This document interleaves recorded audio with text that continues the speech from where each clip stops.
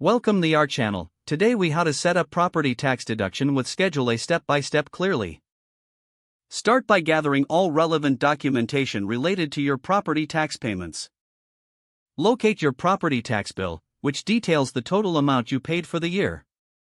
Ensure you have any supporting documents, such as proof of payment or receipts.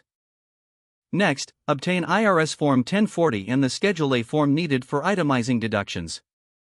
Carefully read the instructions for Schedule A to understand how to properly fill it out.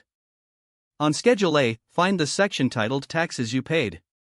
In this section, enter the total amount of property taxes you paid during the tax year on that line. Make sure to include any local, state, or foreign property taxes. Remember to exclude any property taxes that were not your responsibility, such as taxes paid by a seller prior to your purchase. Add up any additional taxes you may have paid, like state income tax or sales tax, if applicable.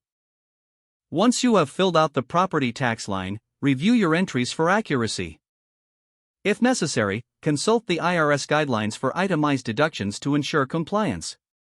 Total your deductions on Schedule A to determine your overall tax deduction amount. Transfer this total to your Form 1040 in the appropriate section. Keep copies of all submitted forms and supporting documents for your records. Finally, double-check all calculations and ensure you have completed all required sections before submitting your tax return. If the page does not load, refresh the browser or try again in a private or incognito window. Make sure you are using the correct email address, then retype it carefully to avoid small typos. If your password is not accepted, use the reset option and create a new strong password you can remember. Check your spam folder for verification or security emails, then complete any requested confirmation steps. Enable two-factor authentication if available to improve account security and reduce unauthorized access risk. After signing in, review your profile details so your contact information and settings are accurate and current. If you see an error message, note it down and try again after restarting your device and internet connection.